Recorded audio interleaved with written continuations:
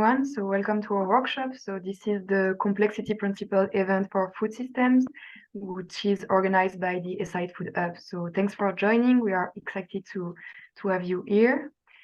Maybe a quick round of introduction. So I'm Jill, and I'm here with Asra and Adrian, who are both part of the Food Hub core team with me, and Anya, who is, I think you already know her, but who is a community developer for the SI network and also highly involved in the development of the SI Food Hub.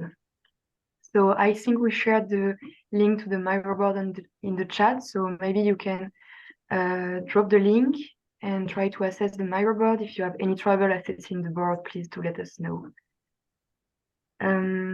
So let me explain you a bit the purpose of today's event. So the idea is first to connect to each other with the community of the Hub. One of the key objectives is to present you the key principles of complexity from the paper we recently published a few weeks ago and understand complexity better. We'll try to apply key ideas from complexity theory and system thinking to food system and discuss around challenges. How might complexity theory help us to reimagine food systems? And I think this event could also be used to collect some examples around how different food systems from different localities are dealing with complexity and how they could eventually take advantage of this. I think we are still some people in the waiting rooms. Okay. So we'll start with a quick icebreaker, and then Asra will take 10 minutes to present you the paper, Complexity Principle for Food System, for those who haven't had time to look through the paper. We'll then have around 60 minutes to discuss the 4 key principles that are discussed in the paper. So we'll have around 15 minutes per principle, and then we'll take 10 minutes to share major takeaway with all the participants before closing the session. So just quickly to get to know each other a bit more, please do let us know where you are joining the workshop from. So it would be great if you could grab a dot here on the Miro board and tell us where you are currently based or where you are joining from. Again, you can find the link to the Miro board in the chat. And if you have any trouble accessing, please do let us know. So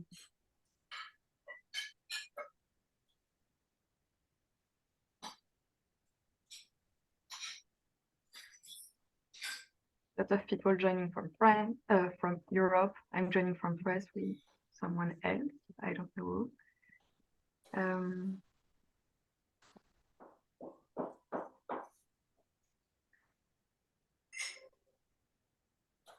Okay.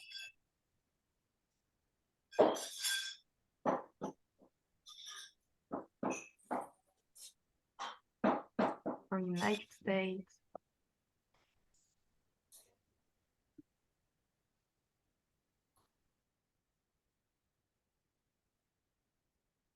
Okay, nice. So now we'll take 10 minutes to present you or introduce you to the paper. So I will now give the floor to Asra to present the paper. So Asra, you have the floor. Thank you, Jill. Hi, everyone. So we actually came up with this paper to understand the complexities within which the food system operates, so we can actually create a food system that is sustainable and resilient for our future generations. So we all know that our world is facing bigger challenges, and we often think that these are dispersed and disconnected. But what we don't really know is that they emerge out of interactions between actors and different actions within the system. So this paper helps us understand that different challenges that we face within the food system cannot be really overcome by simple in-the-moment fixes.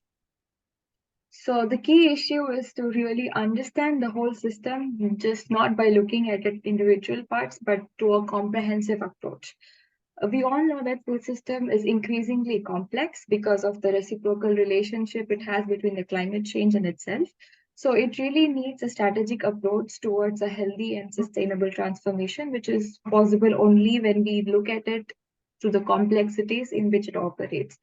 So to really understand what is a complex system, like the word itself, is quite complex. So it actually originates from a result of various interactions that happen within the system among various elements, actors, and different stakeholders and the actions that they perform. So the complex systems cannot be actually individually distinguished. They need a comprehensive approach to solve the challenges that come from within.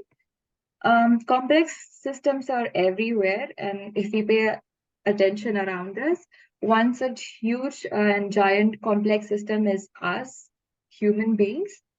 To really understand complex systems better, maybe we approach this with four sort of levels of questions. One is to understand who are different stakeholders involved within the system and how are they affected by the problem that we are trying to solve within a complex system.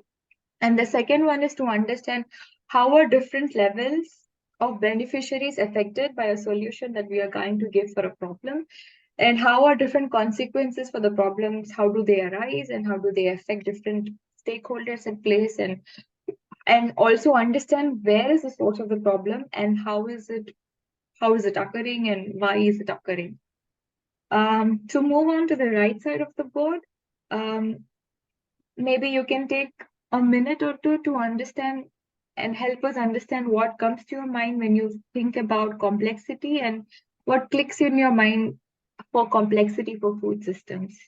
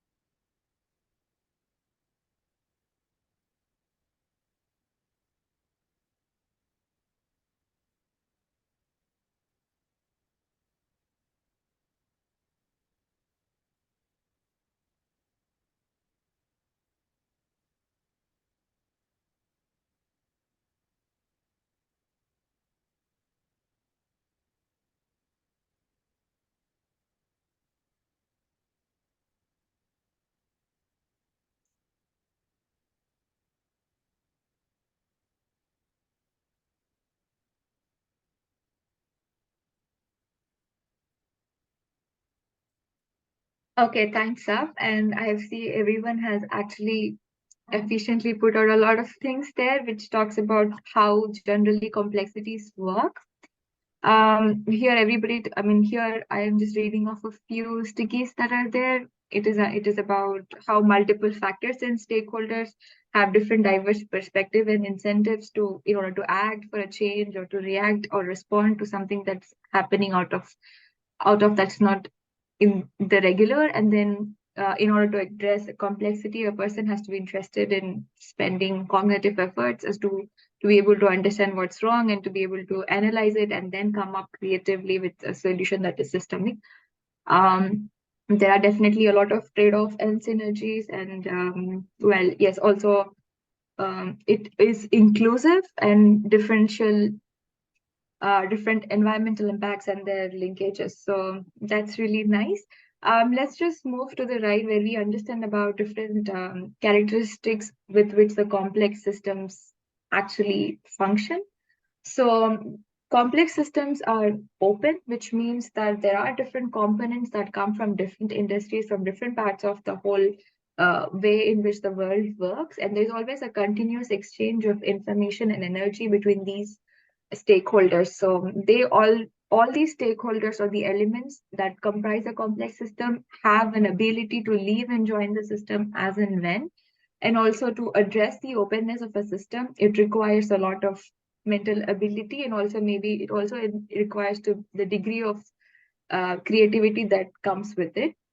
For example, of an openness of a food system is to see that food production is not slowly dependent on the consumption patterns or the demand that's there of the food, but also it depends on the regional and political factors and the value of the food in the market and the value that the farmers might derive from the food and the availability of energy to grow the food and things like that. To move to the next characteristic, that is the network. Complex systems, they are defined by the networks. There are high number of interacting components. Everything in the complex system is interconnected. They are characterized by multiple variables, dimensions, and everything that is interconnected in a physiological way. All of this interconnected leads to interdependence between the elements and dimensions, and that give rise to a complex behavior. So like in the example here, the producers are no longer defined by the specific location and consumption, but they are embedded in the broader networks of what is wanted elsewhere and how can they actually gain the momentum of that change. So food production of a country affects the shortages and the nutritional index and hunger index of countries elsewhere. The other characteristic is self-organizing. Larger things actually emerge from smaller moving parts. There is a lot of synergies that happen between different elements, and there is no external control for this. The actors within a system, they form their own rules and they abide by it and create a pattern, which is how the self-organization happens. So there are always many feedback loops that keep happening. There are direct and indirect feedback loops for us for a system to be self-organized. For example, the idea of food marketplace, a lot of farmers might see that selling something at the center of the center of the city has really helped them, and this actually creates a marketplace for people from elsewhere to also to gain profits out of this situation. The last characteristic, as we see, is dynamic. Every system is always evolving. It is trying to adapt to the changes that is there. And as we see, then a lot of elements within the system, they interact dynamically. They're always exchanging information and energy. A lot of specific elements only interact with a few others, but the effect of these interactions, they are propagated throughout the system and they have a larger impact. Most of these interactions, they are non-linear, and then if, for example, global food system has become more interconnected and complex. Food markets, they have become more dynamic, and they're always constantly trying to adapt to the changes and preferences of the consumers that drives the market. So maybe we can move to the right, where we have a little exercise where we are talking about why we think it is important to address the complexity in the food systems. So maybe take a minute or two to understand how complexities affect the food systems and why it is necessary for us to actually work with complexities in food systems.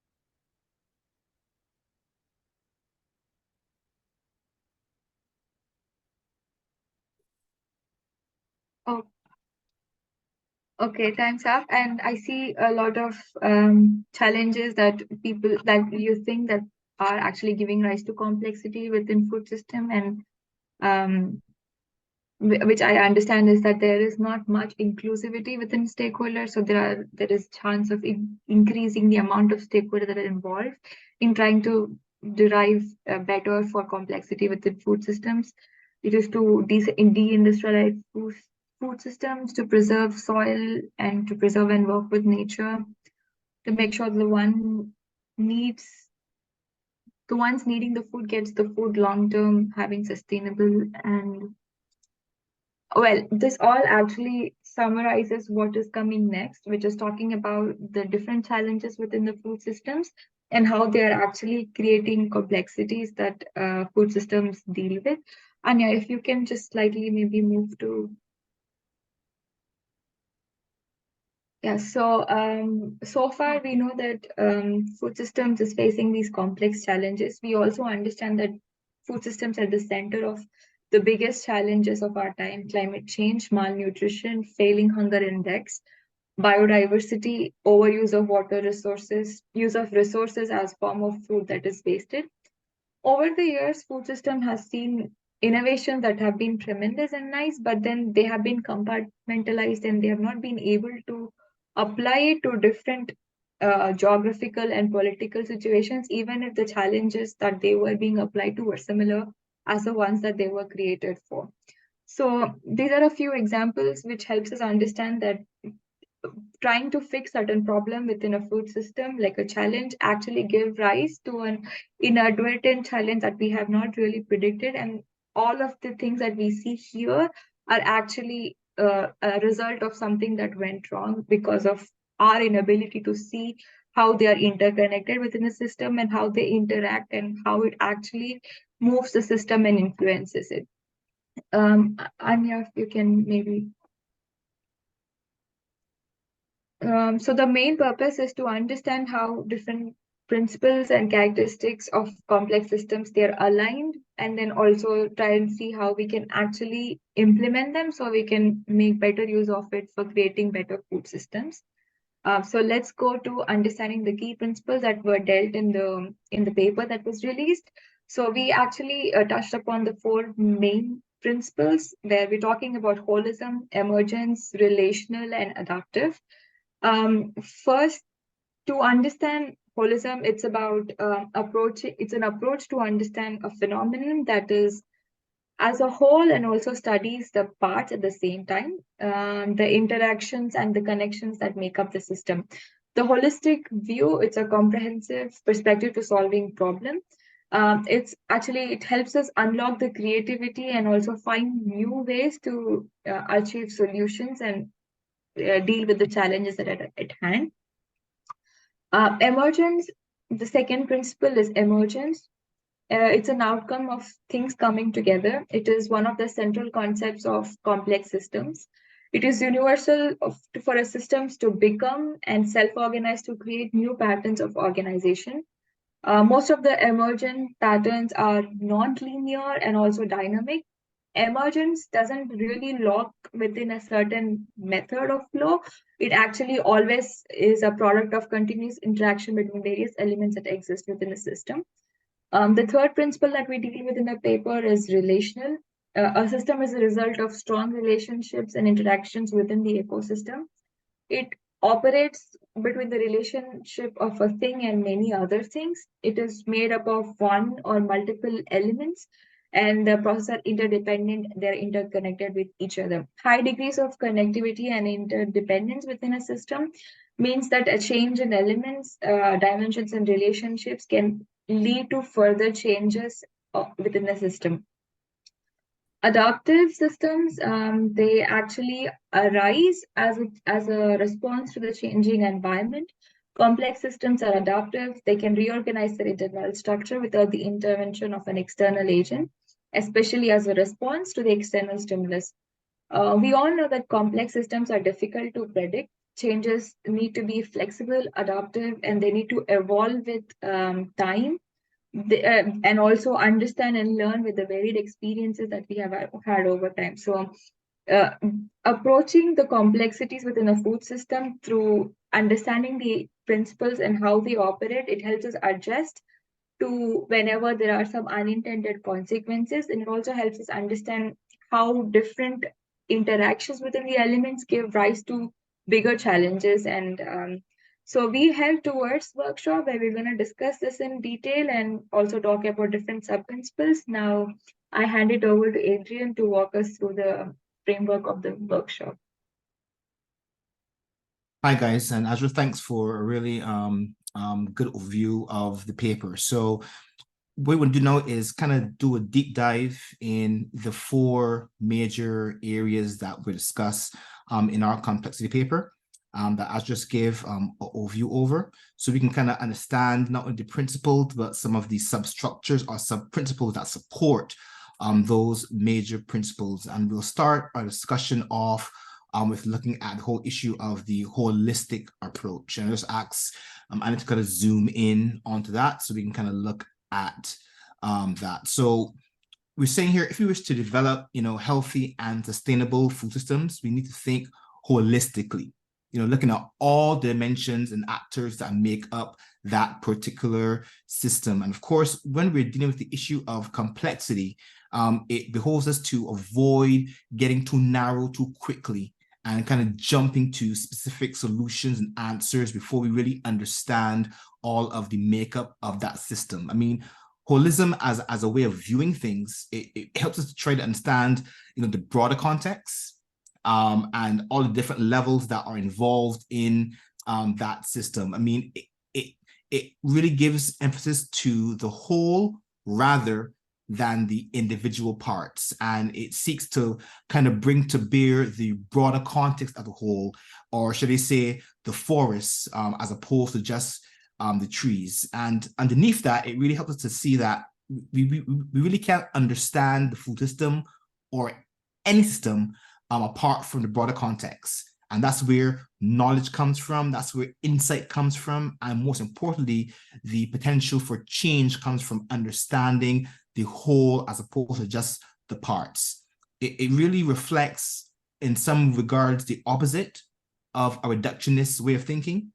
It seeks to understand, which would look to understand a phenomenon by looking at just the parts that make it up.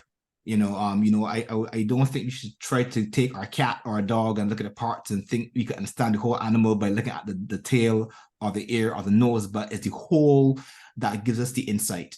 And the danger really with reductionist thinking is that it kind of tempts us to focus on the area of problem and try to find the cause of that problem and work only in that area. Well, a holistic way of thinking, it expands our thinking, our field of view, and takes us away from trying to come up with preconceived ideas and notions before we understand the structure of the whole system. And what it does, it creates a platform for real systemic change other than just incremental change at different levels. Let me just ask a quick question.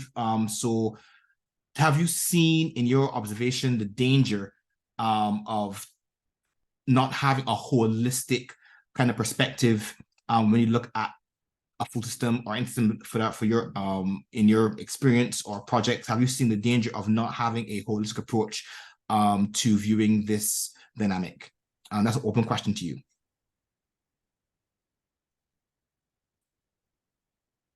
Yay, nay? Well, I can chime in. Sure. You can think about the situation, right? We keep saying, oh, we need to transport all this food from Ukraine over. We're missing the whole point of why is the source of wheat coming from one place? Excellent. Why are people in Egypt or in Pakistan or elsewhere around the globe so dependent on one country? And so if you think about the ripple effects, yes, of the conflict right now, and it also shows the monoculturization of wheat, and I'm just using that as an example, just to say that it is complex, but we somehow say, oh, let's just get all the food out of Ukraine and that'll solve the problem. Not so really. Yeah, so that's an excellent example, and one that's current. I think it's better than my example. So thanks so much for sharing that with us. So with that, I want to kind of look at a few of the sub principles that kind of give support to carrying or having a holistic perspective as we look at food. And let's kind of zoom in to the whole area of synthesis. Can you zoom in a bit more? Oh, awesome. So let's go read it together. So pretty much we're saying here that this has the characteristic of looking at different elements of the system, like bringing those together and kind of seeing what emerges when we bring two elements together in that system, to see what are the outcomes and the emergence that come out of the bringing together of different elements, to see what emerges. I mean, it kind of behooves the idea of, you know, 1 and 1 can be 2, but 1 and 1 can also be 4. It's not always 2, especially when those two elements are greater than the sum of their parts. And when we're trying to have a perspective of synthesis, you know, the first step is really to kind of understand the whole system, in this case, our food system. And then secondly, look at what are some of the broad terms, the broad elements that make up the system. So for example, we're looking at value chains or political structures or social structures or technological advances, environmental issues. What are the economic issues of trade, for example, and how, when we bring these elements together and not looking at as separate, what emerges, what comes to bear in terms of potential or latent potential for transformation. That's the power of having a synthetic perspective as opposed to just purely a analytical way of looking at things. It helps us ask the question, why do these exist? You know, when we think about the whole issue of a market, for example, the idea can come, well, a market exists to make money. And that is partially true.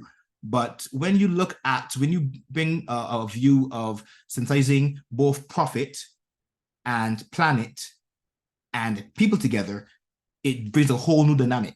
It changes the perspective of what a market is for. So the answer of why things work together, the underlying principle really comes to bear when we have a synthetic perspective as opposed to just an analytical way of viewing the system. So, for example, like I said, a well-functioning food system will combine, you know, all elements, and the one where food is affordable, accessible, where it maintains overall health for the players as well as the environment. So that's an example of a food system that takes into consideration a synthetic view of viewing things as opposed to purely analytical. Let's jump right across to the whole issue of kind of alignment. Let's go a little bit, thank you, a little bit more. Awesome, thank you. So what are we saying here? Again, the big picture here is holism and many parts making up the whole. So rather just than having the idea that our system is made up of 1 or 2 actors, and therefore each actor kind of coming up with their own solution or ad hoc solutions, the aim here is to, how do we create opportunities for alignment among the actors to bring about a holistic solution to the problems that may be coming in the food system. It really begs us to have a broader system perspective of how we could bring coordination. So that's a key word here with alignment. How do we facilitate coordination along various dimensions and elements that bring about, you know, a shared purpose of a resilient and effective and sustainable food system. I mean, like for example, so let's say we want to create an entrepreneurial food system that allows for entrepreneurs and ventures to kind of make money in that system for food. Now, the approach that has been taken before is where you kind of train entrepreneurs, you train businesses, you know, in business strategy, etc., and they go out and try to, you know, do well in the market. But however, what is missing is the alignment, where we're not taking into consideration those broader market powers, like policy, environment, supply and demand conditions, cultural context, supply chains, trade issues. So if there's no alignment or no coordination, even though we are setting up or trying to set up a really powerful ecosystem for ventures in the food system, failure most likely be their fate because there's no of alignment. So I'll pause there and ask the question, within your context, have you seen where lack of coordination, lack of cooperation, lack of alignment has brought failure either to projects or to initiatives or programs that you've seen, observed, or read about or heard about? Anything comes to mind when you give that any thought?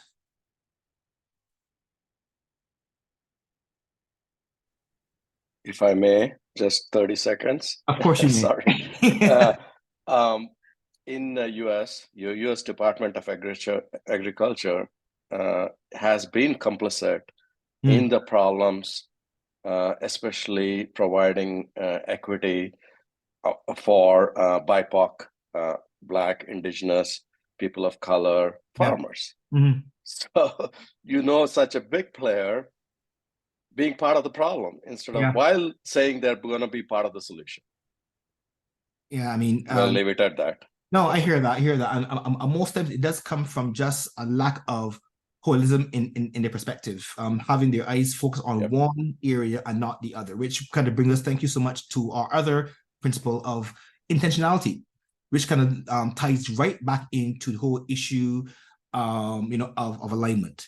And here we're seeking to get actors in the system to build on their specific knowledge and domain experience in a way that allows them to align around a common intent and purpose for the broader content of the system. So everyone benefits by each party taking their unique perspective, unique skills, understandings, and driving forward the singular objective of a accessible, affordable, healthy food system that doesn't drain the planet of all its nutrients, or deplete soil, or excludes parties from participating in the system.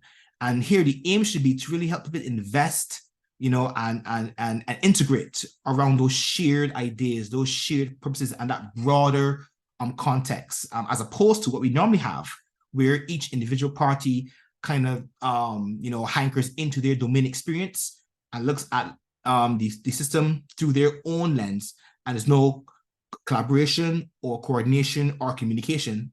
I like that, 3 C's, to bring about intentionality in the food system. I mean, a good example of that is so if we want to reduce, say, food waste, right, in the city, the job of someone who wants to bring intentional alignment and collaboration among actors would be to allow to go forth to kind of to bring to bear what would be the shared intention, the purpose that would collectively draw all parties together to work together for the common good.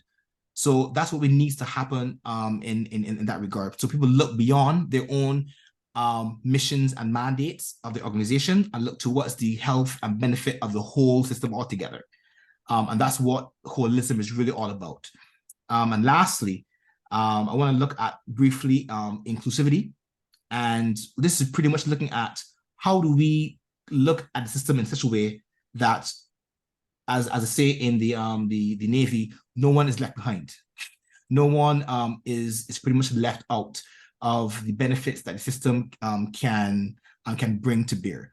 And we see it a lot. And I'll give the example of where you may have, say, retailers in the food system, kind of really focusing on mainly middle to high income locations, or neighborhoods for that matter, and providing really high quality foods, but in other lower economic jurisdictions, you have food deserts where food is not accessible, or hardly any food at all, because the eyes of the players that be are focused on just select section of the market and not the other. So the system doesn't really benefit all. And I think Sanjay, your earlier point even kind of touches this a bit in terms of like parties who might be excluded from the system, be it socioeconomic groups, be it youth engagement, be it women because of gender issues. All of these are elements that kind of come together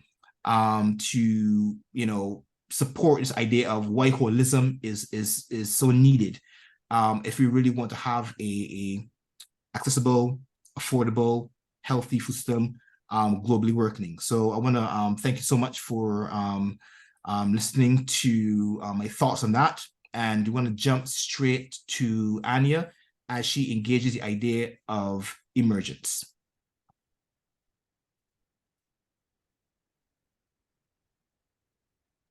Yes, so thank you, Adrian, for passing it on. Let's talk about emergence. And emergence is created out of patterns, as Azra described already. And it describes how properties are connecting and come together to create in a way, a more dominant system. And then we actually can see those patterns of trends. And for example, we may see consuming patterns, consumer behavior trends emerging because of a certain context that was created. We see different kinds of food trends, such as new ways of farming that emerges because of a new context. And we may also see from an external environment different trends and different emerging challenges, for example, environmental challenges. We see different kinds of behaviors. And so emergence as a characteristic is quite interesting. And if we actually enable this, or if we actually see this and integrate it more into our processes, then we may even design different expectations around futures, and maybe think about more of prevention for unintended consequences. So it's a very interesting one. And when we go into the sub-principles of emergence, we have self-organization as a sub-principle, enabling contexts for emergence to occur, and synergies, again, that are formed for emergence to occur, and also potential. So going to the left, self-organization, we put this as a sub-principle here, as there is a potential for self-organization and for different parts and agents or different properties to connect and come together and self-organize. So I'll open up this session since it's a workshop. Do you know any examples of self-organization that led to an emerging pattern or emerging trend? I'll ask you to unmute yourself in this session.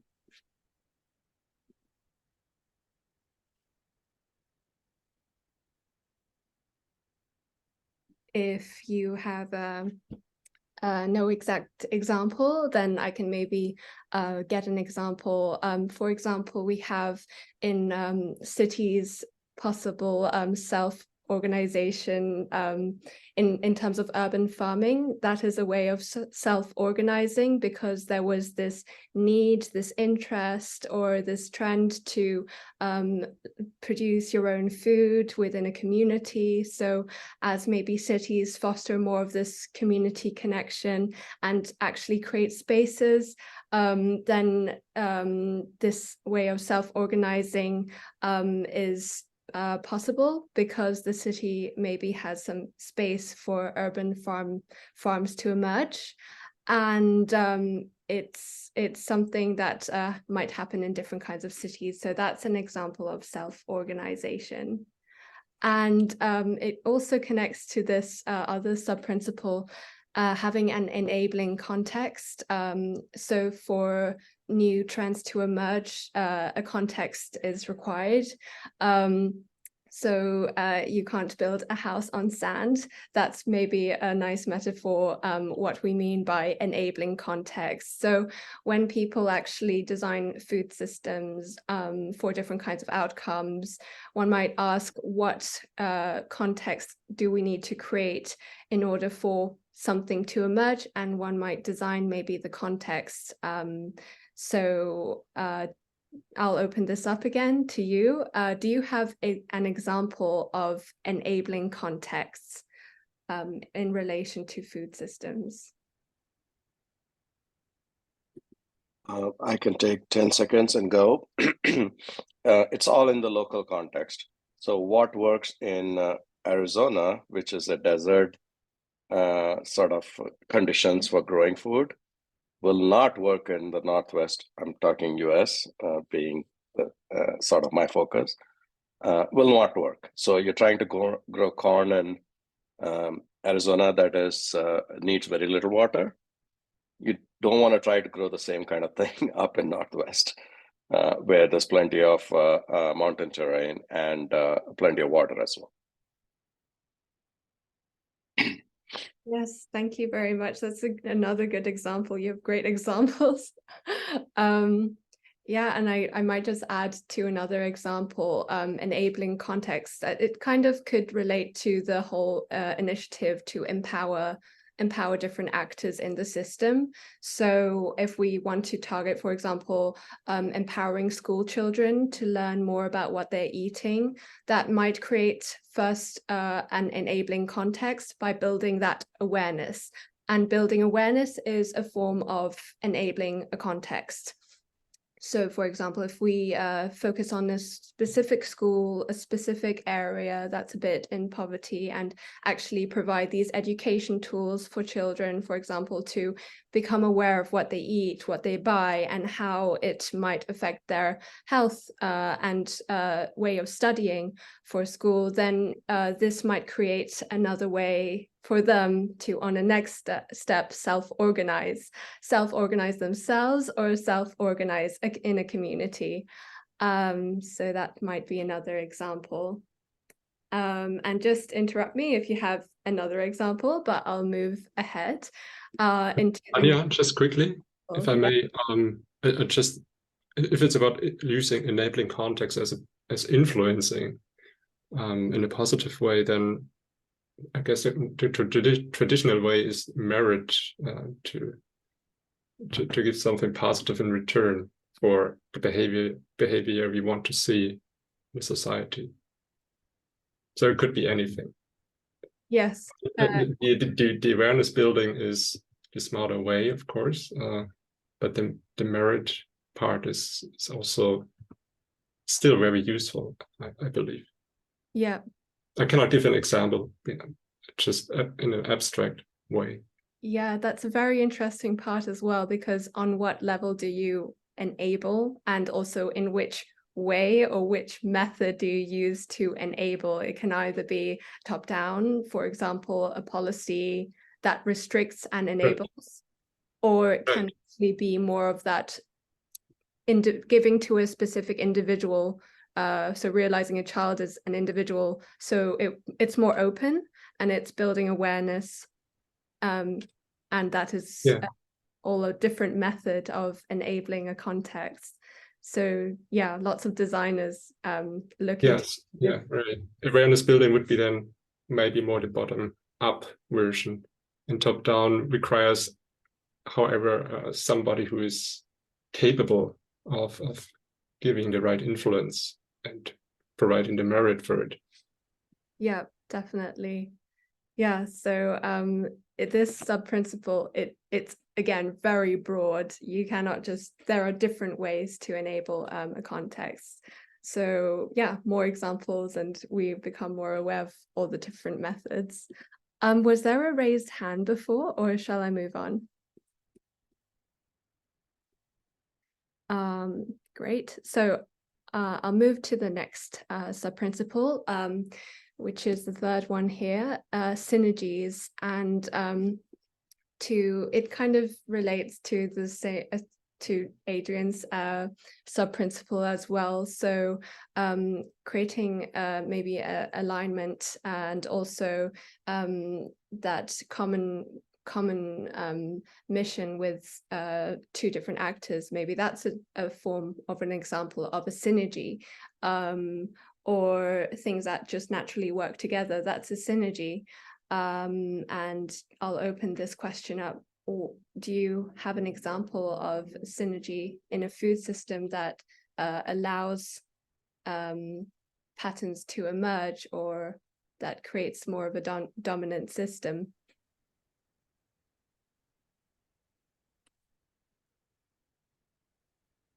And if there is no... I think in general, maybe it's a good example very broad. Also, to think about experienced people in permaculture, and when they use their, or just find the time and the courage to address bigger food industries or some companies, and to try to get in a dialogue and try to see what's the outcome, first of all, of having a conversation.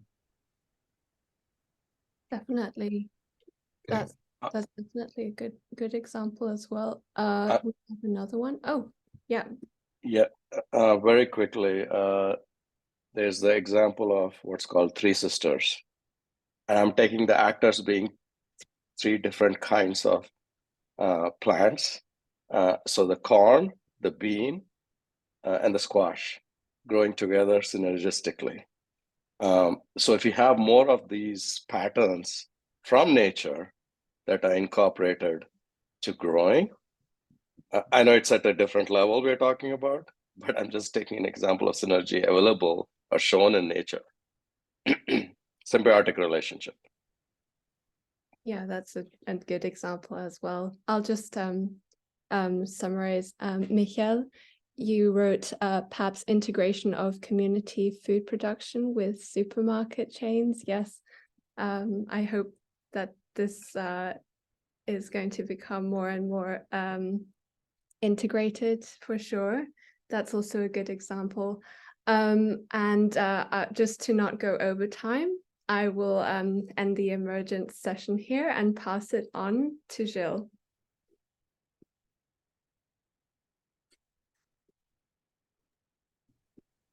Okay, so now we move to the third section, which is the relational thinking, which is the third principle of the paper. So what comes to our mind when we think about this principle? So relational thinking is a way of seeing the world that places greater precedence on the relation or connection between entities rather than looking at those elements independently.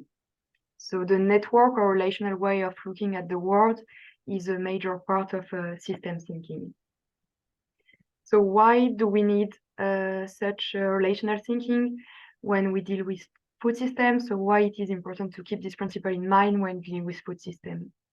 So food systems are highly interconnected and interdependent in nature. So I think you already mentioned it during the introduction, that we have plenty of different actors and elements influencing each other. So that's why we need approaches that will enable us to better understand and work with connectivities and network. And we have to think in terms of interdependency, synergies. So we need to take a more relational perspective that works to improve the degree, but also the quality of the relationship between the different elements of the food system. So relational is the macro theme. So now we will jump in the 4 different sub-principles we think are relevant when dealing with the complexity of food system. So the first sub-principle is the connectivity. So as I mentioned, food systems are primarily made of relation and connectivity. So that's why we need the relational paradigm, which means that we need to shift from seeing a fixed world made up of thing with property to seeing a world which is primarily made of relation and connectivity. So it is all different way of seeing the world. And this new paradigm can generate new patterns of organization and unlock value flows. So for example, we can think about new value flow creating thanks to digital connectivities, or thanks to initiatives that facilitate direct supply between producers and consumers and reduce the dependency on supermarkets or the dependency on large food distributors. So now the second sub-principle is interdependency. So basically, interdependency is a core concept which is used to define system, in that without interdependency, between parts, there is no system. So it is a type of connection or relation between elements. So interdependence means an interrelationship between autonomous elements through the formation of a combined emergent organization.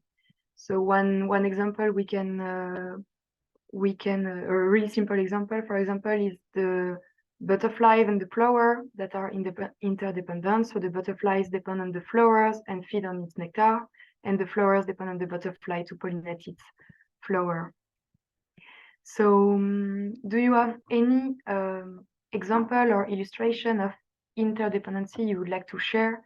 It can be based on your experience or on your work, on your daily life. So please do not hesitate. What kind of interdependency you can think about, or specific example? Something general is the,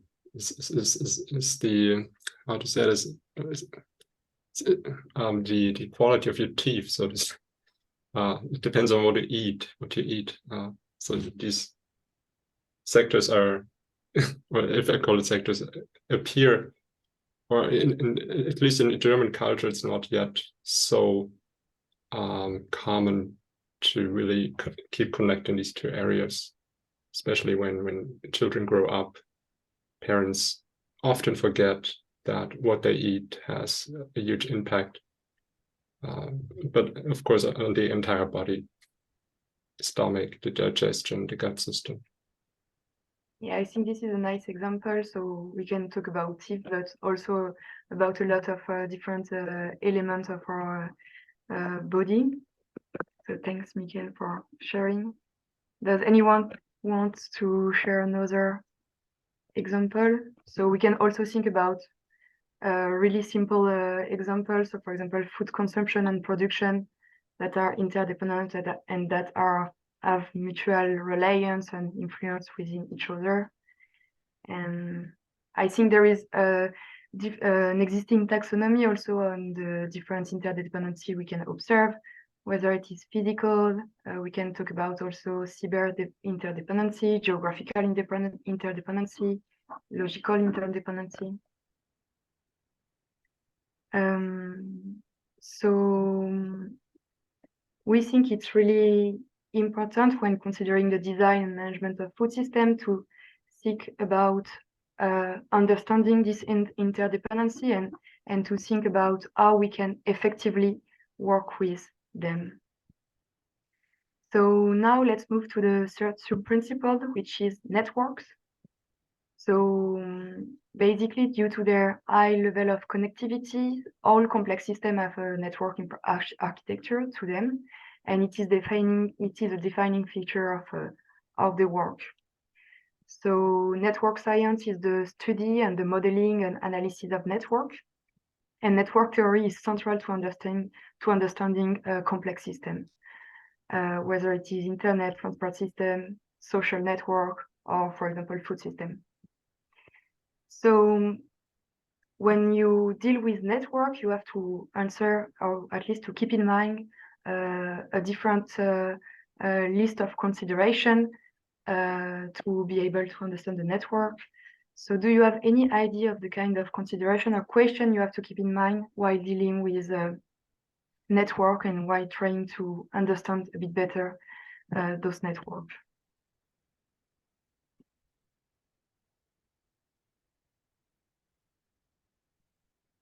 Maybe I might give an example of how a food system is designed to actually get the resources from farmers, and it's designed in a way that farmers don't collaborate, don't empower each other, and it's designed maybe in a way where farmers don't have a say, and then maybe by enabling a more connected system, just by connecting farmers together to exchange their knowledge and challenges, we might empower farmers to get out of maybe that situation that they're in, and sometimes they're exploited in some areas.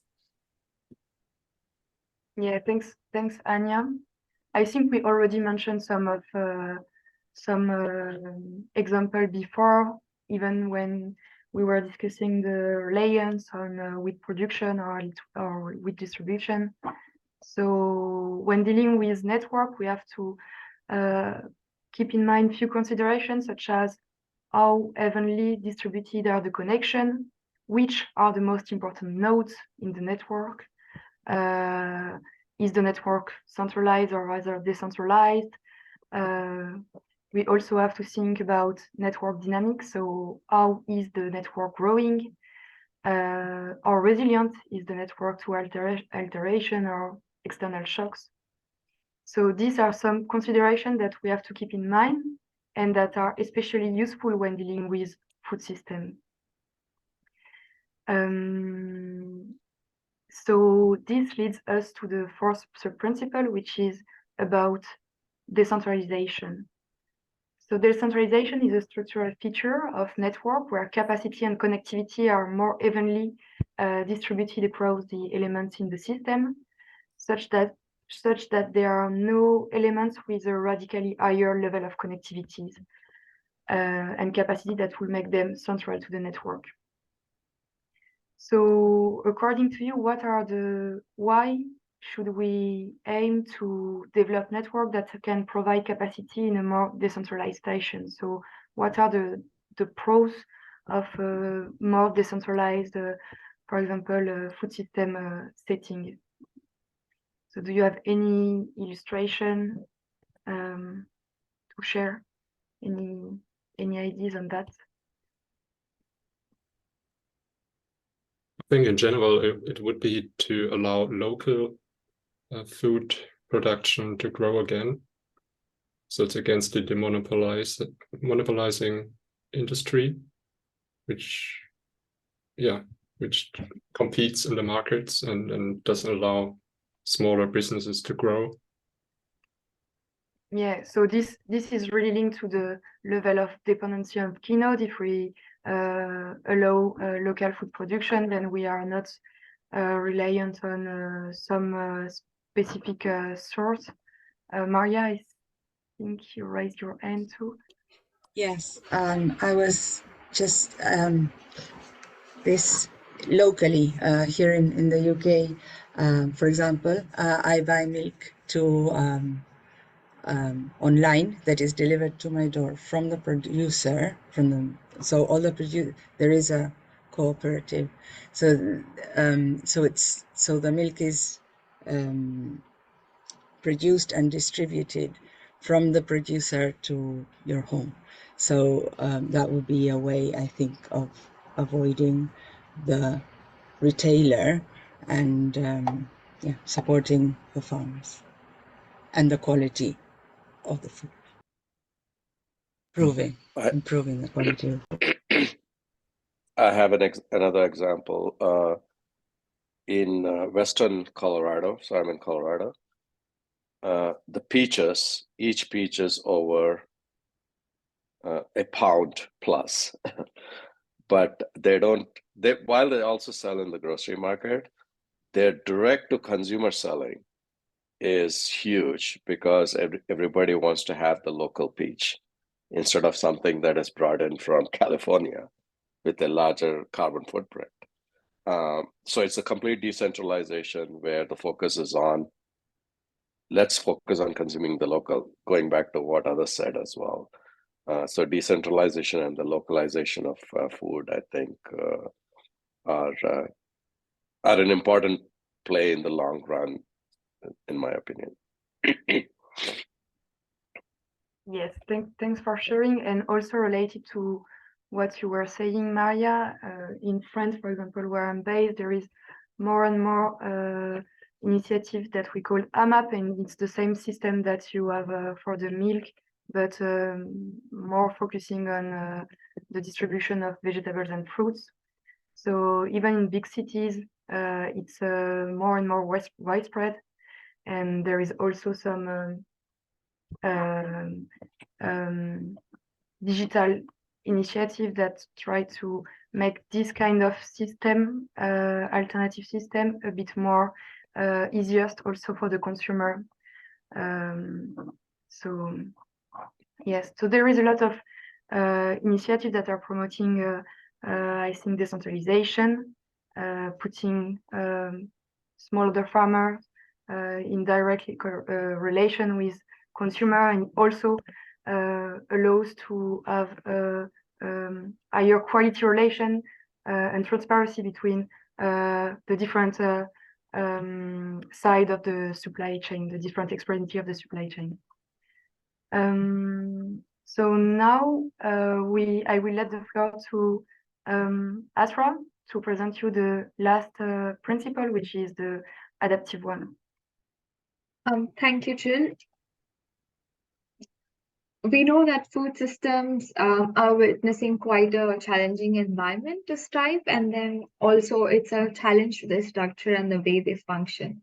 It is quite a moment that is causing the transformation within the food systems, and there are actions that are happening. But as actors, do you think we are really equipped to go through this transformation towards a positive future for our future generations? Well, maybe this will help us understand. So an adaptive system can maintain its performance and survive despite all the challenges it's causing within its structure and happening within its environment, not just by itself in function, but maybe by different functioning components that contribute to a bigger part of the system. Smaller changes that keep happening within a system, they give rise to a lot of uncertainty, and this actually influences the dynamic changes that happen in the system. So these dynamic changes, whenever they happen, they create feedback loops and they create a design in which the system tends to operate or tends to be bent towards. Most of times, these processes, they are non-linear and they are governed by the environmental conditions. What is really necessary as stakeholders, as someone who can take actions, is to be able to understand how we can create a response, a stimulus that actually creates a response that helps systems adapt into the changing environment around it and the challenges that keep arising because of its structural inabilities. The main objective is that we turn food systems into something more flexible that can handle its problem by itself. Instead of maybe having a one big plan, we are trying to have like plans that are suitable, perhaps understanding different situations in which it operates and coming up with a decentralized plan for all of it. This actually helps us deal with a lot of problems like food shortages and being able to tackle to unpredicted climatic effects of climatic effects on food production and what influences the people to make choices of food and how it actually affects the entire global trade market. So, well, before we actually venture into adaptive systems, there is this one question that I would like to ask to you. How do you think, or what ways do you think food system actually responds to the changing environment? Is it at a micro level or at a macro level, or is there an interaction between these two? I would like to hear your opinion about how food system tends to adapt to the changing environment.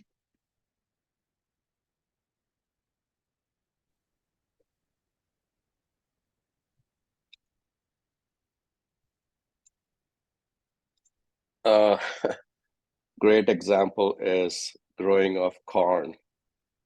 Everybody was talking, we need to have more ethanol. This is interesting. It's an energy system and food system coming together.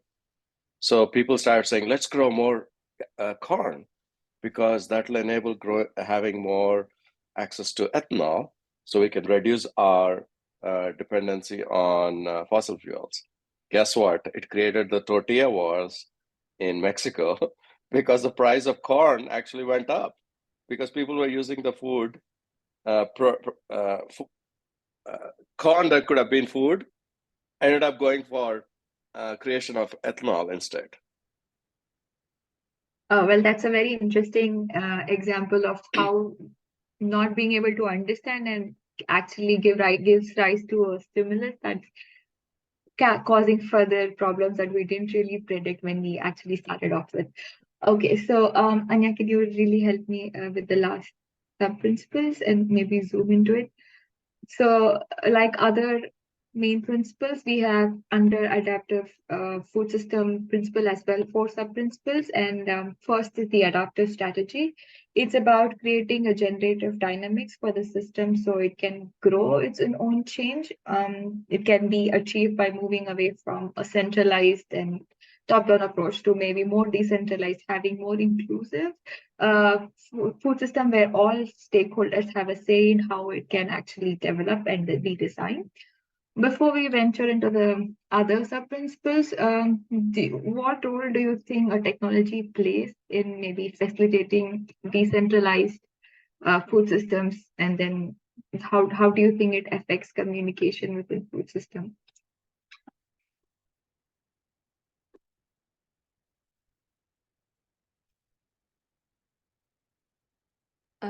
Maybe I have an example, not so much, I'm not sure on the technology side, but on the software side, and some farmers that have internet, they actually, I know of a project where farmers got together because they were so far apart from each other, they never could meet other farmers, and they were kind of in this silo food production system. And so a project involved Miro and Zoom and got the farmers to share their challenges and co-design kind of a way how to support each other on Miro and on Zoom. Actually, this was a project by a friend of mine, Leo Millet, and he's in Vaud. And yeah, maybe that's a way of how these kind of softwares programs can create adaptive strategies.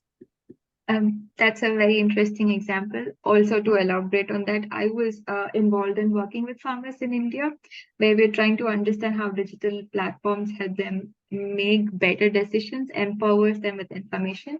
Most of the times, it's more like people and the companies trying to influence farmers to buy their products. But with this initiative, the farmers were empowered to make their decisions, and then they collectively came and denied that was being marketed to them, and then sort of had a more organic approach to the production. So that's one example of how technology helps in decentralized decision.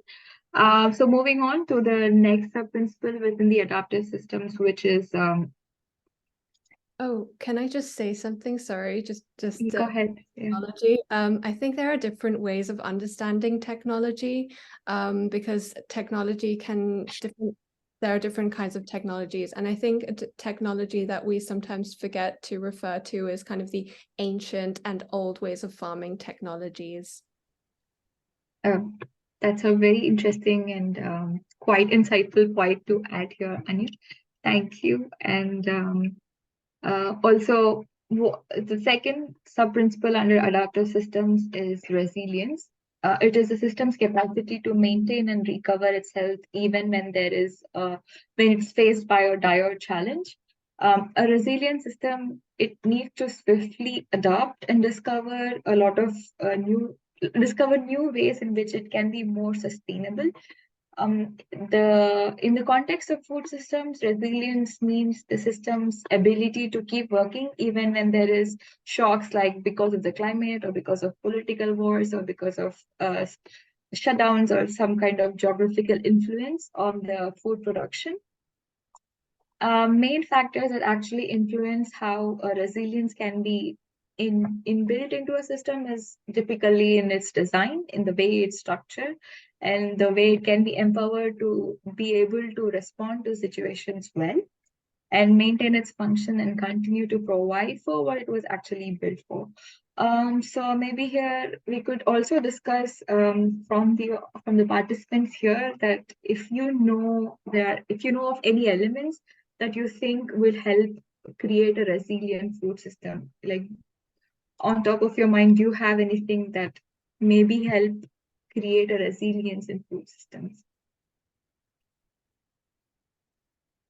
I don't want to monopolize, but a very quick example is bees, the monopolization of bees. If you think about it, there's been the whole beehive collapse that happened because there was just one form of bee that was being overproduced across many parts of the world.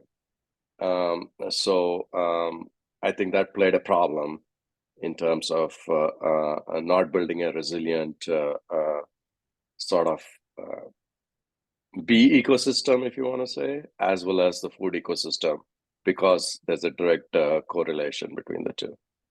Yeah, like without pollination, there are no fruits and Yeah. seeds, and it affects the food production. Thank you. So the other thing that are on top of my mind is that how international trade markets are affected by the supply chains that might be affected by climate. Maybe if there is, let's say, decreased river water flow in the oceans, then there is decreased movement of the ships, and there is inflation, higher prices, and people cannot really afford the food. So these are some things that are like the reasons why we need resilience in food systems. So the second question was, what do you think are key challenges for trying to create a food system and then that is resilient? Or what is actually causing, what is actually the reason why we want to move towards resilience in food systems? Well, I would like to also maybe answer quickly that because of the way we are being producing food, it's causing a lot of resource scarcity, not just in not being able to understand how we produce food, but also because of our consumption habits. We just because we can afford it, we just tend to waste a lot of food, and that contributes to 1/3 of the entire food produced. So a lot of resources are actually being wasted, and that's the reason why it needs resilience. And the current structure in which the food system is actually designed or built, it is not really designed to evolve. So whenever there is a climatic shock, or whenever there are pandemics or things that are like that, or maybe even political wars, there is a huge shortage of food at some point, some part in the world, which is really not resilient. Which is not really helpful to the function of the food system. So these are a few challenges that I could think of. The last question for resilience was if stakeholders, do you think stakeholders can proactively design and plan for their systems, even if it's unpredicted, or how does a system's design change if the system is predicted? Some challenges that might happen because of climate change, or maybe because of the way we are cultivating. Can you think of something?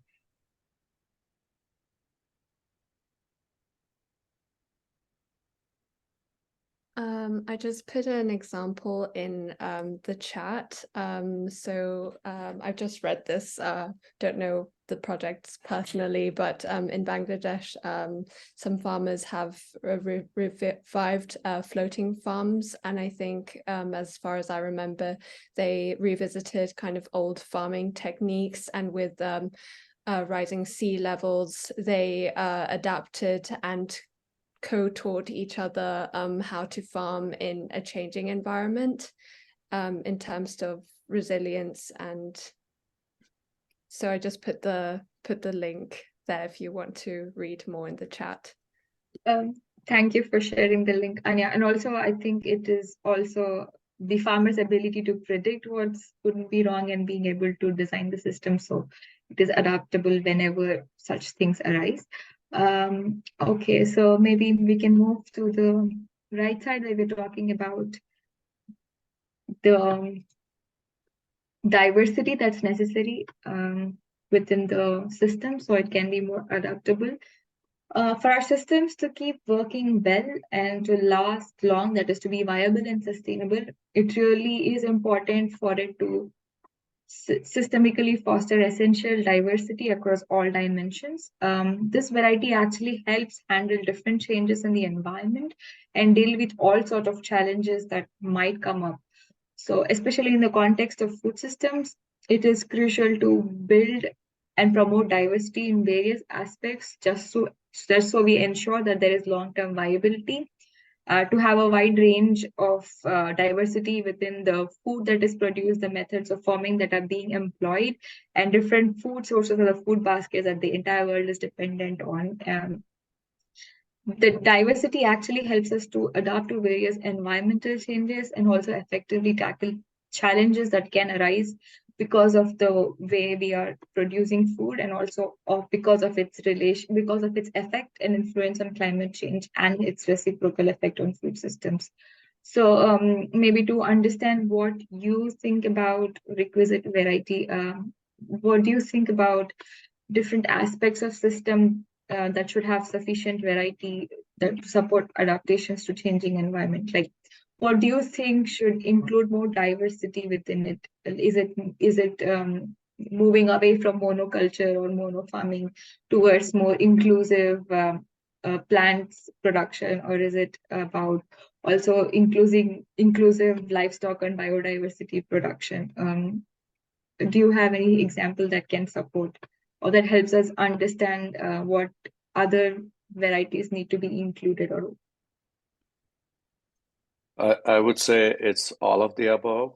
I mean, imagine if you only ate one kind of thing every day throughout the year, you wouldn't have the diversity in your gut, to talk about. So I think the implications are the same across the board for everything, that instead of trying to grow one type of corn across the whole country, what if we can change the paradigm to say, isn't it exciting? You can try these different forms of corns grown unique to different parts of the country or the world, So somehow the marketing has to play a big role in the shift to say polyculture is exciting, variety is exciting, and that might play a role in the big picture of food systems. I think your point also very rightly highlights how there is malnutrition that's widespread because of our inability to understand which food actually helps in building what kind of nutritional profile. So because we've been consuming same thing over and over, we have lacked a lot of nutrients that have been causing a lot of diseases. So maybe for the larger group, just another question. Do you think maybe if you're trying to include diversity within how we are producing food or how the food system operates, do you think it actually brings out certain trade-offs, or do you think it's okay to include the diversity within food systems?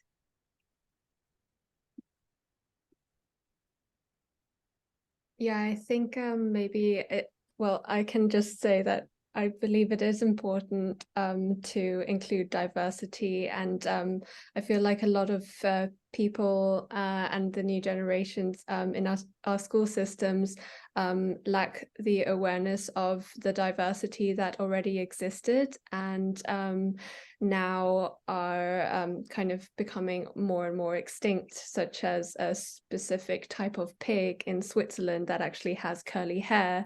That's actually a very local pig, and it's not meant for the meat industry. It doesn't have its place in the food system, which is great. It's a free pig, but at the same time, there is no incentive of preservation, of just knowing, firstly acknowledging this kind of a species, but also thinking about preservation, and it might lead into an extinction of a certain species just because it's not useful in any system. That's a very interesting point, Anya. Thank you so much. Oh, well, so like every other principle that we had dealt here in this paper, this as well has two more principles which talks about how we can actually evolve with learning and how we can over the time understand the reactions of or the effects of our actions, and then maybe help in using those to build a better system over time. And I think adaptiveness is actually really important to build a resilient and sustainable food system that can manage itself, and then that can actually help in improving the way food system can deliver the function that it was actually designed for. Jill? Yes, that's right. I think there is only 5 minutes left. We have an issue with the timer, so maybe we can quickly conclude with this section too. Yeah, so I was just concluding. So I said that learning is really necessary to create a resilient and sustainable food systems. And I would hand it over to Adrian to take us to the central part of this workshop where we put our thoughts together. Awesome, guys. So we've had an earful and a mindful regarding these 4 principles and their sub-principles of complexity as with this integration with food systems. So very quickly, if we could, I would like you to grab a green sticky in the middle of the screen and write what was your main takeaway from this section. It doesn't have to be one thought per principle. It could be just your main one or your 2 top ideas that really struck you, that really made you think about doing things differently or integrating another idea into your current work. Just grab a sticky and put what is your top 1 or 2 principles that you take away from this section. And then we'll close off this event with Anya.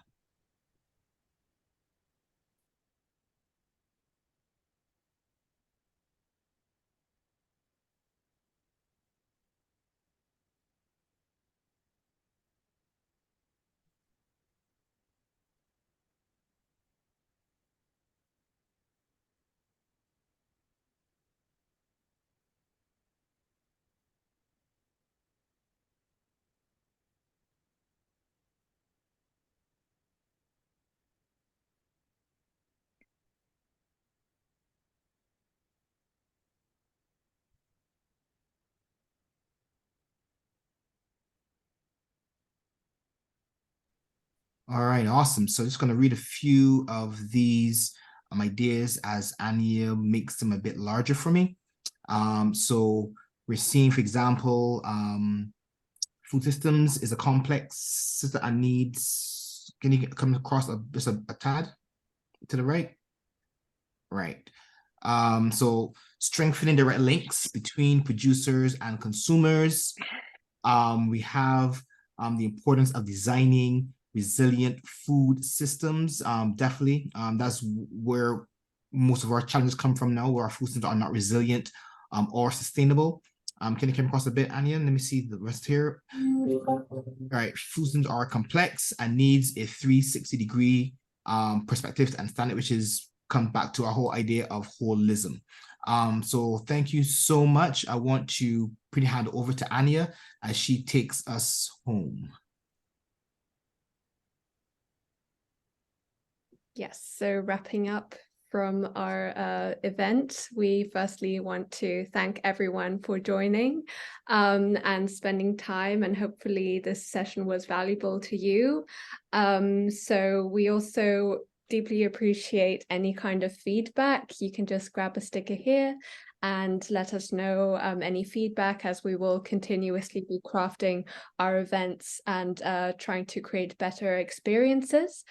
We also have a section here if you have a topic that you want to kind of bring forth for our upcoming events, then definitely feel free to reach out here, get in touch through the chat, or get in touch just by pasting your LinkedIn here down below as well. We also want to foster a community, so foster people to connect with each other and exchange ideas.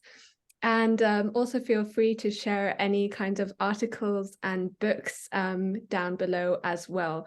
You can get in touch with the food team and with myself on the SI Network platform, as well as on LinkedIn. If you just want to follow us, then we also have the link here for our LinkedIn page. And hopefully you really got a lot of value out of this session. And thank you again, everyone, for being here today. I'll close this session, but I'll also open it if there are any more questions or any feedback that you want to give through the audio or the chat. Yeah, just a quick word. So I know that some of you are already quite aware about the basic principle of food systems and of complexity theory and systems thinking applied to food systems. So really do not hesitate to propose some ideas or thematic you would like to go deeper in the coming months, so we can take your opinion into an account and adapt our workshop, whether it is the format or the thematic we will focus on. So it's really valuable for us to better match with your expectation and what we would like to to focus on in the coming workshop. Thanks again.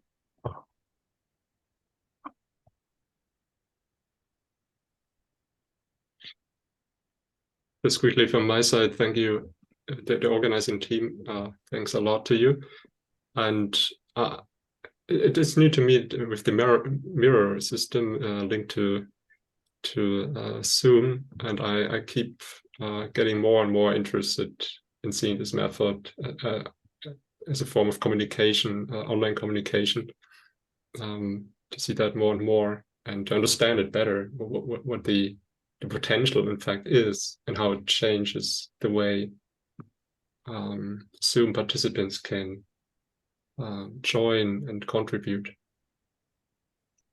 Thank you. Yeah, just to add on to that, it enables for non-linear thinking, because visually too, you're not thinking in one direction, you're going all over, right? So it maybe in the brain also change how people are thinking of things. And thanks for the participants to having set it all up, because if you don't set it up early, it's going to be difficult. You can't do it on the fly. Yes. A pleasure. Pleasure. And I guess the Miro format creates an enabling context for many stickers to emerge. For holistic view, so we can adapt as we go by. Yeah. One suggestion is actually having different colors, because the color itself might actually trigger certain things. I know normally we tend to have a yellow, but it might be interesting for people to throw actually different colors in the mix. Good point. Yeah.